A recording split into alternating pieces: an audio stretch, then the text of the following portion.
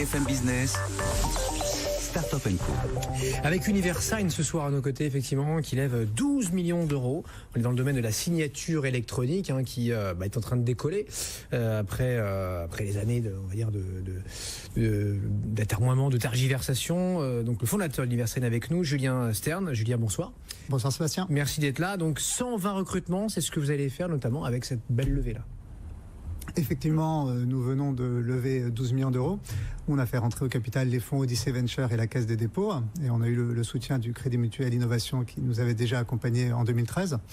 Et un des objectifs principaux de la levée, c'est effectivement de recruter en masse, puisqu'on veut recruter 120 personnes. Vous êtes un pionnier, vous vous êtes lancé en 2001. Est-ce qu'on peut encore parler de start-up là, pour une boîte créée il y a 17 ans maintenant? Alors, c'est difficile à dire. On a un petit peu eu deux existences. Une existence un petit peu difficile dans les premières années. On était effectivement très très précurseurs. Comme toutes les boîtes. Et une existence où le marché a explosé. Le timing, c'est clé et généralement, on est toujours un peu en avance, quoi. Alors là, je pense qu'on était beaucoup trop. Je ne sais pas s'il faut en rire ou en pleurer, mais si vous êtes là, on peut en rire. Le produit qui marche particulièrement bien, on l'a lancé une première fois en 2003 et ça a été un échec à l'époque. Donc on est post-éclatement de la bulle Internet, là, 2003. Oui, c'était trop tôt, quoi. On n'était pas prêt. C'était manifestement trop tôt. La maturité n'était pas là pour avoir de la signature électronique. Alors aujourd'hui, là, vous avez plus de 3000 clients. Donc ça y est, là, ça a pris. La mayonnaise a pris. À qui ça s'adresse votre solution Universign, Julien? Nous avons effectivement plus de 3000 clients et le secteur d'activité dans lequel on est le plus présent, c'est le secteur de la banque et de l'assurance. La signature électronique, ça permet de sécuriser des documents électroniques.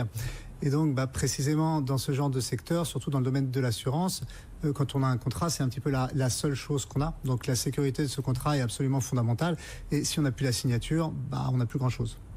Et en quoi c'est fiable? En quoi vous me garantissez que voilà, quand je vois une signature validée par votre logiciel, c'est du solide, ça n'a pas été falsifié, c'est pas un copier-coller de je sais pas quoi? Alors, en fait, on est une activité qui est extrêmement réglementaire. On est ce qu'on appelle un prestataire de services de confiance. Donc, ce qui se cache derrière ce nom un petit peu barbare, c'est un règlement européen qui définit donc nos droits et nos devoirs. Et avant même de pouvoir commencer à exercer notre activité, il faut qu'on passe un audit qui est fait par les organismes d'État dans les pays dans lesquels on opère. Et c'est cet audit qui va nous donner la sécurité juridique qu'on peut offrir à nos clients. Donc c'est pas falsifiable parce que c'est vérifié en long, en large et en travers en avance de phase. Il y a 10 millions, donc vos clients là ils vous utilisent beaucoup parce qu'il y a 10 millions de documents qui sont signés par vos clients chaque année maintenant. Absolument, absolument. On pense qu'il y a à peu près un Français sur 3 qui a déjà aujourd'hui signé sur notre plateforme de signature électronique. Une fois dans sa vie, mais sans le savoir. Une fois dans sa vie, sans forcément le savoir, effectivement. Parce que justement, là, dans vos grands clients, ça va être qui quand vous dites les banques? Ça va être des banques de détail classique, la Générale, BNP, Crédit Agricole ou... Alors, on a... un certain nombre de clients dans le domaine bancaire. Vous pouvez pas les citer?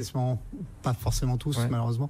On a également énormément de clients dans le domaine de l'assurance. On a plus d'une centaine d'assureurs et de courtiers comme clients. Et alors, une fois que votre solution maintenant est au point et roule, outre l'expansion internationale, c'est quoi le coup d'après? Vous qui avez souvent un peu d'avance, vous travaillez sur quoi maintenant là? On parle beaucoup de blockchain maintenant, est-ce que c'est un truc qui vous intéresse ou pas? Alors c'est pas le blockchain, c'est pas ce dans quoi on investit le plus. On va voir comment la technologie se développe. S'il y a besoin d'utiliser la technologie blockchain dans le cadre de la signature électronique, on le fera bien naturellement. Je dirais qu'un des enjeux vraiment très très importants aujourd'hui, c'est autour de l'identité numérique. L'identité numérique du citoyen, c'est quelque chose qui est forcément très proche de la signature électronique, puisque la signature électronique, ça vise à protéger l'intégrité d'un document, mais également l'identité de la personne qui a signé ce document. Et donc, il y a des enjeux qui vont être très très importants demain pour savoir comment vont s'articuler les identités régaliennes qui commencent à arriver dans un certain nombre de pays européens et les identités, on va dire, un petit peu plus privées qu'offrent des sociétés comme la nôtre. Universign, merci beaucoup Julien avec nous ce soir dans Startup & Co. On va maintenant filer